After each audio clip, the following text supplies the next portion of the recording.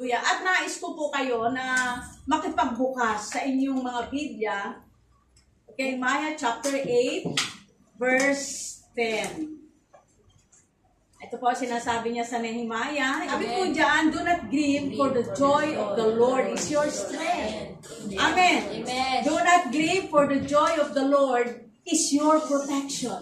Amen. Amen. So, napakahalaga po yung kagalakan ng Diyos. Dahil ang kagalakan niya, ito po yung nagsisilbing lakas natin. Yes. Amen. Amen. So, mahahanap natin yung kagalakan sa Panginoon despite ng mga nangyayari sa ating mga buhay. Sa kabila ng mga hindi magagandang mga nangyayari, di ba? Mga sirkumstansya sa ating buhay. Pero sa kabila noon ay magpatuloy tayo at hanapin natin yung kalakasan sa Panginoon despite ng mga challenges, mga hamon ng buhay na to. Maraming hamon sa ating buhay na ating kinakaharap. Ngunit sinasabihan tayo sa Nehemiah na huwag malungkot. Huwag malungkot, huwag mag-alala. The joy of the Lord is your strength. Amen. Amen. Ito yung protection natin. Amen. Amen ba? Amen. Alam po ninyo, may mga pangyayari na tila mahirap intindihin. Tama ba? Maaaring ang tanong sa sarili, sinasabi mo sa sarili mo, nagpipray naman ako. Worker pa ako ng church. Bakit parang mailap ang blessing? Ano kaya ang dahilan? Amen. Hello? So, kilala mo naman si Kristo dahil tinanggap mo si Kristo bilang Panginoon at tagapagligtas. Alam mo sa Biblia na ang buhay, kung ang basihan ay ang mga bagay na material sa mundong ito, hindi naman talaga yun yung kasapatan para ikaw ay sumaya, no? Amen. Nalaman mo rin na ang tunay na kasiyahan talaga ay ang Panginoong Kristo. Yung ugnayan, yung relasyon sa Panginoong Isus. Amen. Kaya lang, bakit kinakapos? Bakit kinukulang pa rin? Kaya nangyari, anong ginawa? Nahila ka ng sanlibutan. Gumawa ka ng sarili mong diskarte. Salit na magtiwala sa Diyos at sa mga pangako niya.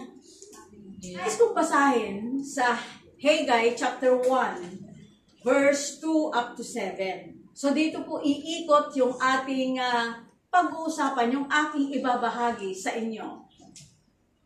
Mula po tayo sa verse 2. Sabi po dyan, thus speak the Lord of hosts, saying, these people says, the time has not come, the time that the Lord's house should be built. Verse 3, then the word of the Lord came by Haggai the prophet, saying, it is time for you yourselves to dwell in your paneled houses, and this temple lie in ruins. Therefore, thus says the Lord of hosts, consider your ways. Verse 6, you have sown much and bring in little. You eat, but you do not have enough. You drink, but you are not filled with drink. You clothe yourselves, but no one is warm. And he who earns wages to put into a bag with holes. Verse 7, thus says the Lord of hosts, consider your ways. Lord Jesus, i-bless mo po yung pagbasa ng iyong mga salita at tulungan kami na ito ay maunawaan namin ng lubos. Amen. Amen. Praise God. So mayroon pong dalawa akong ibabahagi sa inyo mula sa talatang ating binasa. Ito ay patungkol sa tahanan ng Diyos at sa templo ng Diyos. May kaibahan po yung tahanan ng Diyos at sa templo ng Diyos. So ang pag-usapan muna natin ay yung tahanan ng Diyos o yung bahay panambahan. Mga kasaysayan pong ito ay mga Israelita. Israelita po yung pag-uusapan natin. Amen. Amen. Kung paano nila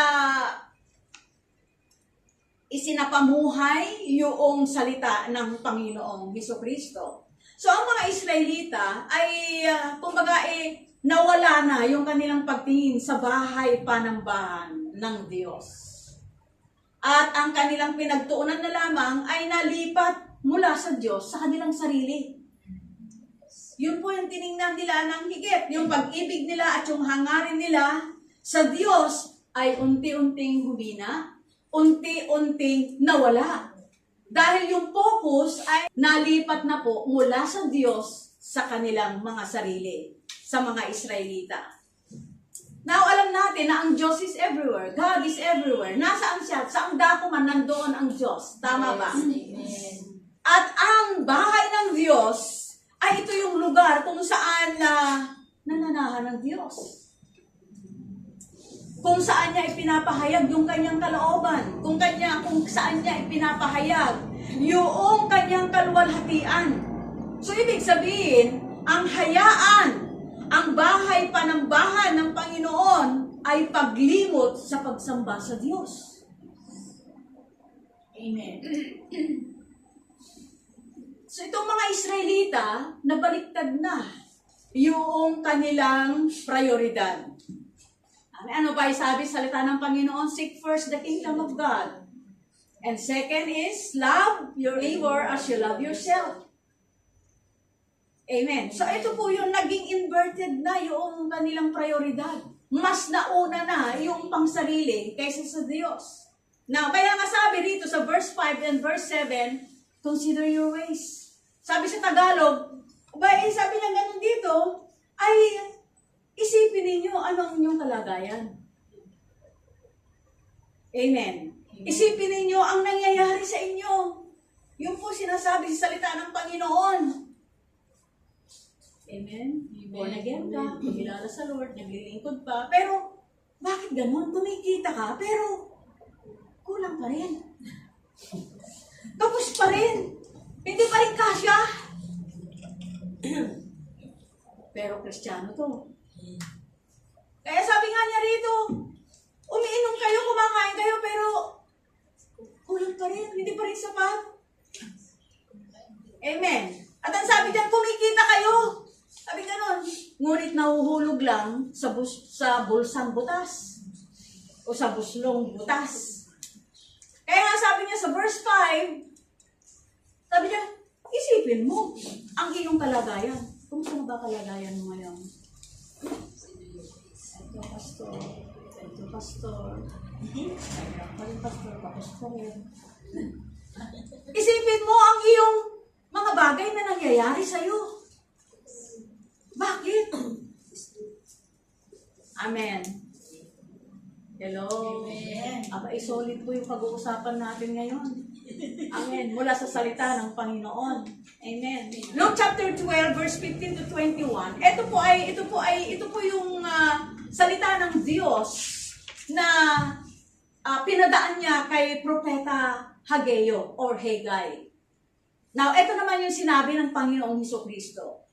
Siya ay nagbigay ng isang talinhaga tungkol sa mayamang hangal. Verse 15, sinabi ni Jesus sa kanilang lahat, o sinabi ni Jesus sa ating lahat, mag-ingat kayo sa lahat ng uri ng kasakiman, sapagkat ang buhay ng tao ay wala sa laki ng kayamanan. Now, ang isang tao, they want more. Hindi mo ba nahalata? Lord, gusto ko yung ganito. Ibigay mo lang to, Panginoon. Pag natanggap mo na, you want more. Gusto ko, Lord, ang increase. Ibinigay naman yung increase. Gusto mo na naman ng another increase. Ibig sabihin, walang contentment ang tao. Walang kabusugan. Kaya nga sabi niya rito, sa verse 6, sabi niya gano'n dito, marami ang iyong inahasik, ngunit kakaunti ang inaani. Kumakain kayo, ngunit hindi nabubusog. Umiinom kayo, ngunit hindi nasisiyahan. Kumikita, ngunit ang kita ay parang nahuhulog sa buslong butas. Yun po ang salita ng Panginoong Hesukristo. Amen. Hello. Ano po sinasabi sa 1 Timothy chapter 6 verse 10? Sapagkat ang pag-ibig sa salapi ay siyang ugat ng lahat ng kasamaan. Now again, wala pong masama sa pera. Walang masama na magkaroon ka ng maraming kita. Yes. Yung po yung sinasabi, kundi ang problema, yung pag-ibig sa salapi. Yes. Amen. You want more money. Amen. Para matugunan yung ninanasa mo. Nandyan ba kayo? At ang sabi pa dyan, dahil sa paghangad na magkamay ng salapi, may mga nalayo na sa pananampalataya. Kaya hindi mo na makita halos. Ang hirap na, unreachable. Hindi na maabot. At nasadlak na sa paghihirap sa kalooban. So ito yung sinasabi, pag ang isang tao ay umibig sa salapi, ito na yung mas higit na pinapahalagan niya. Sabi niya ganon, yung pananampalataya, nawawala na. At ang resulta nun, dahil sa pag-ibig sa salapi, abay nakapasok sa mga sakit ng kalooban.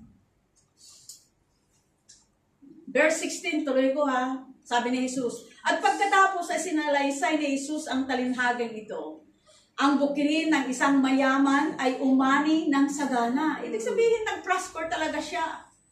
Kaya't sinabi niya sa sarili, ano ang gagawin ko? Wala akong mapaglagyan ng aking ani. Gigibain ko ang aking kamalig. At magtatayo ako ng lalong mas malalaki. Doon ko ilalagay ang aking ani at ari-arian. At sasabihin ko sa aking sarili, ayan, marami na akong ari-arian. Hindi na ako kukulangin habang buhay. Kaya't mamamahinga na lang ako, kakain, iinom, at magsasaya. And verse 20, sabi doon, ngunit sinabi sa kanya ng Diyos, hangal, sa gabing ito, babawian ka ng buhay. Kanina mapupunta ang mga bagay na hinanda mo. Verse 21, ganyan ang sasapitin na nagtitipon ng kayamanan para sa sarili. Kung sa kanya lang. Ngunit dukha naman sa paningin ng Diyos. Kasi marami kang ipon, marami kang pundar, ang ganda-ganda ng bahay mo. Di ba? Ang bahay natin, ganda-ganda. May sasakyan ka pa, di ba? Akala ko mayaman ka, pero ang tingin sa'yo ng Diyos, ano dyan? Dukha. Amen. Kaya nga tinawag ng Panginoon Kristo, yung taong yun, na sinabi niya, contented na siya, marami na nasa kanya ng lahat. Anong tawag sa kanya? Hangal. Bakit tinawag siyang hangal? Kasi iniisip niya na ang makakapagbigay ng kasiyahan sa kanya ay yung mga material na mga bagay. Amin kasi nabibili niya lahat ang gusto niya. Nagagawa niya lahat ang gusto niya. Ngunit ang tunay na makapagbigay kasiyahan, ang tunay na makakapagbigay ng kagalakan ay ang salita ng Panginoon. Di ba sabi niya sa Matthew chapter 4 verse 4, na sabi niya hindi lang sa tinapay nabubuhay ang tao, kundi sa bawat salita. Amen. Amen. Ng Diyos. Amen. Alam po niyo, masakit to eh. Sabi ng Hebrew chapter 13 verse 5 to 6. Huwag kayong magmukhang salapi. Huwag kayong magmukhang salapi. Masyahan na kayo sa anumang nasa inyo. Sabi niya sa Tagalog, sapagkat sinabi ng Diyos, hindi kita iiwan ni pababayaan. Verse 6, walang pag-agam-agam na masasabi natin ang Panginoon ang tumutulong sa akin, ano ang magagawa sa akin ng tao. Sabi niya, learn to be content. Yes. Amen. Kontento na tayo sa mga bagay na mayroon tayo. Hello. I do believe yung mga tao narito ngayon, kontento. Yes. Amen. Kontento na. Amen. Amen. Sa mga bagay na ipinagkaloob ng Panginoon sa kanila. Bakit? Wala sa labas eh. Yes. Na nagpa-part-time ngayon. Amen. Wala sa labas na nagnegosyo ngayong oras na to ng araw ng pagsamba o oras ng pagsamba. Nandiyan ba kayo? Amen. Amen. Hello, dahil sabi pa niya sa Matthew chapter 16 verse 26, ano ang mapapala ng isang tao makamtan man niya ang buong daigdig kung ang katumbas naman ito ay ang kanyang buhay? Ano ang maibabayad ng tao para maibalik sa kanya ang kanyang buhay? Amen. Amen. Kaya nga sabi niya sa Haggai chapter 1 verse 5 and 7, consider your ways. Amen. Kaya ba iisipin mo? Sabi niya, isipin mo ano ang iyong kalagayan, may pagbabago ba? Amen. Isipin mo kung ano nangyayari sa'yo. Nalalayo ka na sa pananalig. Amen. Nalalayo na sa pananalig. Nalalamig na. Napapabayaan na yung relasyon sa Panginoon. Oh. Amen. Siyasatin po natin yung ating sarili, batay sa salita ng Panginoon. Suruin natin yung ating pamumuhay sa Panginoon. Kumusta ba ang buhay mo? Talagang binibigay na niya yung kanyang buong lakas. Pero wala pa rin. Kulang pa rin. Hindi pa rin kasya. Suriin po natin ang ating pamumuhay. At tayo'y manumbalik sa Diyos. Amen. Ibalik yung dating init. Ibalik yung dating sigla. Yes. Amen. Suriin ang sarili. Magbago ng isip. Amen. Amen. At manumbalik kay Lord. Sabi nga niya sa verse 6 sa Haggai chapter 1, sabi niya, marami ang iyong inihasik, ngunit kukunti ang inaani. Marami ang ipinupuhunan mo, ngunit kakaunti ang balik. Kumakain nga kayo, ngunit hindi nabubusog. Umiinom kayo, ngunit hindi nasisiyahan. Kumikita nga, ngunit ang kita'y parang nahuhulog sa buslong butas. May damit nga kayo, ngunit hindi nakakaalis ng ginaw. Ito po ay salita ng Diyos. Hindi. So itong mga taong ito, itong mga Israelita pinag-uusapan natin, ha? Ayan, mga Israelita. Amen. Sabi ng mga Israelita, sabi niya ganun hindi naman ang kanilang sinasabi dito ay ginagamit nila yung kahirapan, ang hirap ng buhay. Diba? Ang mahal ng bilihin. Yan ang mga dahilan. Diba? Ang daming mga pinagkakagustusan. Ang taas ng mga bilihin. Sobra. Ito yung dahilan. Kaya, ano nangyayari? Hindi natutugunan yung pangangailangan ng bahay panambahan ng Diyos. Amen. Yes. Sa katotohanan, kaya mayroong kahirapan, kulang pa rin, di pa rin sapat, bitin pa rin, yun yung parusa sa kanila. Sa kanilang pagpapabaya sa pagpapatatag ng bahay ni Lord. Di ba? Yun ang sabi. Nandiyan ba? Yes. Yun po yun yung sinasabi. Hello. Kaya sabi niya sa verse 9 and 10, naghahangad kayo ng maraming ani, ngunit kakaunti ang inyong nakakamtan. At ang inuuwi ninyo, yaon ay sinasambulat ko. Diba? Yun po sabi niya, isinasambulat ko. Pagdating sa Pilipinas, pengin ito, pengin nun, si ate, si kuya, si tatang, si apo, kasinsin, kamag-anak. Diba? Isinasambulat ko, utang dito, utang doon. Isinasambulat ko. Bakit ito nangyayari sa inyo? Sabi ng Biblia. Hindi po ako nagsasalita, binabasa ko lang. Amen. Again, ang sinasabihan dito ni Lord, mga Israelita. Amen. Sabi pa niya, sapagkat may sarili kayong tahanan. May sariling tahanan kayo. Sino ang walang bahay dito? Yung bahay, lalo pang pinalalaki, lalo pang pinagaganda, di ba? Hello? Samantalang, wasak ang aking templo. Yun po ay sabi salita ng Diyos. Sa verse 10, iyan ang dahilan kung bakit hindi kayo napapatakan kahit hamog. Kaya hindi kayo makabuhay na inyong pananim. Walang ulan. Walang pagpapala. Kapag ang hangad ay puro blessing, puro mga material things, hindi yung blesser. Siya kanya naman nanggagaling lahat Yes. Ano po? Walang ulan ng pagpapala na darating. Itong mga Israelita, nawala na sila ng malasakit sa bahay panambahan ni Lord Di ba yung sabi niya sa verse 6? Amen? Wala na silang malasakit. Wala na silang takip kung ano nangyayari doon sa tahanan ng Panginoon. At dahil sa kanilang kasalanan, yung pag-iwan nila doon sa pagpapatatag ng tahanan ng Panginoon, nawala yung pagpapala ng Diyos. Ano ba sabi sa Proverbs chapter 10 verse 22? The blessing of the Lord makes one rich and He adds no sorrow with it. Oo nga. Diba? Hello, dami mong pera, dami mong mga pundan. Pero sabi nga nun, blessing ba ni Lord yun? Bakit puro sama ng loob? Bakit utang dito, utang doon? Hindi blessing yun. Correct. Hindi blessing yun. Kasi sabi rito, ang pagpapala ng Diyos ay Hindi. ay kayamanan Yes. at walang kasamang kalungkutan o kahirapan. Amen. Kaya Amen. lang po sama ng loob eh. Kaya ikaw ngayon, ang mga Israelita, taranta.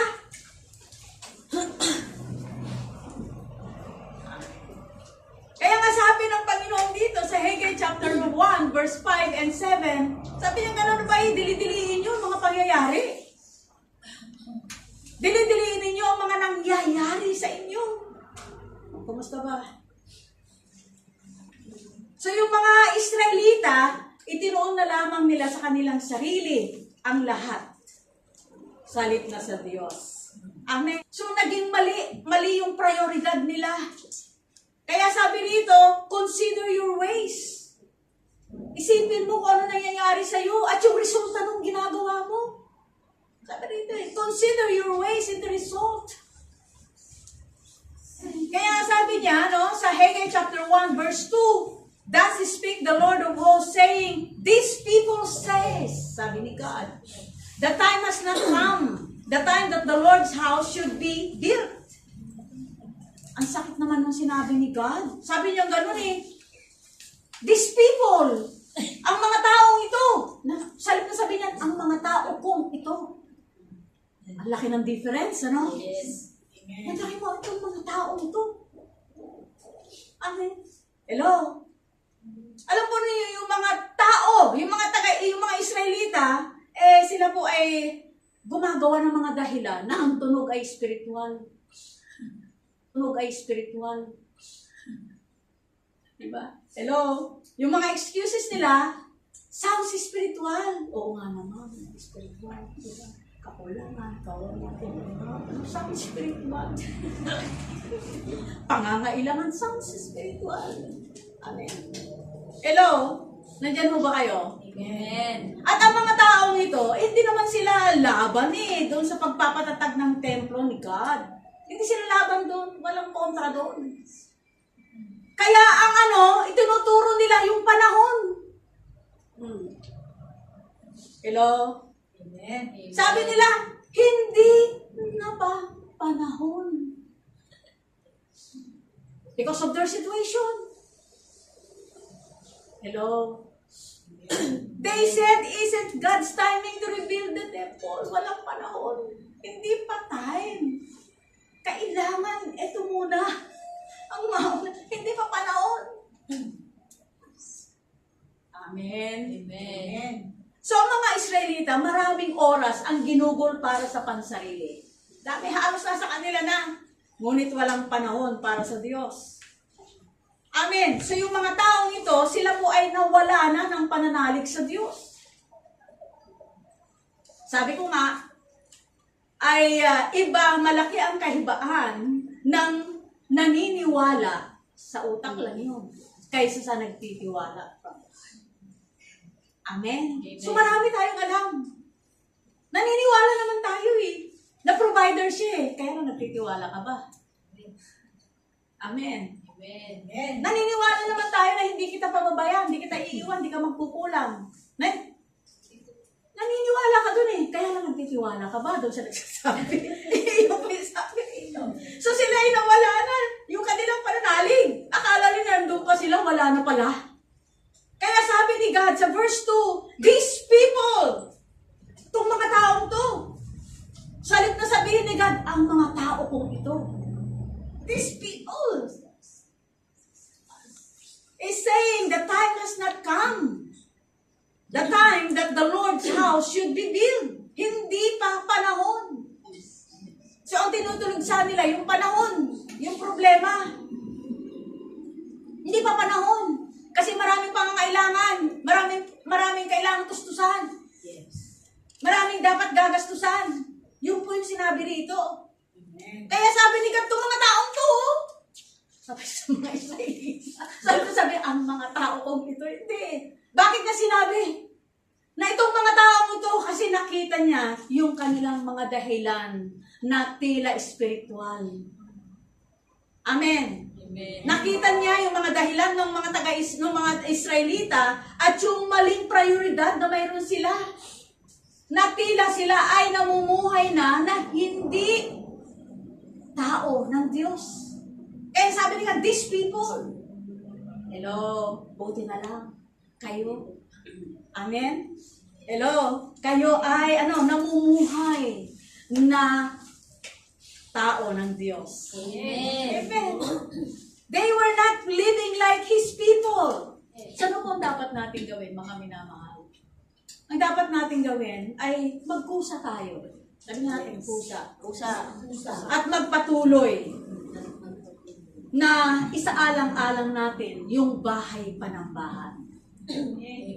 Kasi dito tayo tinitipon ni Lord. Sama-sama na sumasamba sa Kanya. Yes. Amen. Amen. At bumubuhos. Nandito yung presensya ni Lord eh. Amen. Amen. Katulad na lang yung praise and worship natin, talagang hindi mapigilan yung pagluha eh. Di ba? Yung pag-iyak eh. Di ba? Damdam mo yung presensya ng Panginoon. Amen. Amen. Amen. So, eto po yung patungkol sa bahay panambahan ni God. Ngayon naman, ang pag-usapan natin ay yung kanyang templo. Ano ba yung kaibahan ng bahay panambahan at ang templo ng Diyos? Now, yung pong bahay ng Diyos o bahay panambahan ay ito po yung sentro kung saan sama-sama ang mga born again, ang mga Israelita na sumasamba sa Diyos. Amen. Sila ay sama-sama sa iisang lugar. Katulad nito, sama-sama sa iisang lugar. Now, yung pong templo ng Diyos na sinasabi ay na pag-uusapan natin ay hindi po ito physical na building. Kanina physical, pero ngayon ay hindi physical, kundi spiritual. Amen. Amen. Sino to mga to? Ito yung mga tao ng Diyos. Ito yung mga born again. Ito yung mga Christian na kumilala kay Kristo bilang Panginoon at tagapagligtas. 1 Corinthians chapter 3 verse 16. Sabi ganun dito, do you not know that you are the temple of God and that the Spirit of God dwells in you? Amen. Alam ba ninyo, kayo'y templo ng Diyos at nananahan sa inyo ang kanyang Espiritu? Amen. Bawat isa na tumanggap kay Kristo bilang Panginoong tagapagligtas, ay kay Kristo bilang Panginoong tagapagligtas, ay ano daw? Nananahan ang Espiritu sa inyo. Amen. Sa bawat isa. Yes. Sa atin na tumanggap kay Kristo. 1 Corinthians chapter 6 verse 19 says, do you not know that your body is the temple of the Holy Spirit who is in you, whom you have from God, and you are not your own? Magandang balita Biblia, hindi ba ninyo alam na ang inyong katawan ay templo ng Diyos? Hello? Yes. Templo ng Diyos yan. Amen. Amen. Templo ng banal na Espiritu Santo na inyong tinanggap mula ng, Mula sa Diyos. ano sabi niya ganon? Mula sa Diyos. Mula sa Diyos. Ang inyong katawan ay hindi talagang inyo. Amen. Yun po sabi dito, hindi talaga sa atin ang katawang ito, kundi sa Diyos. Amen. Kaya sa verse 20, binili kayo. Bakit sinabi niya? Verse 20, binili kayo ng malaking halaga. Namatay si Kristo para sa atin eh. Yes. Kaya't gamitin ninyo ang inyong katawan upang maparangalan ang Diyos. Amen. Amen. So lahat ng ginagawa natin, lahat ng sa atin, amen, pag-aari talaga ng Diyos yan. Amen. Kaya sabi niya, gamitin Yes. Amen. para maparangalan ang Diyos.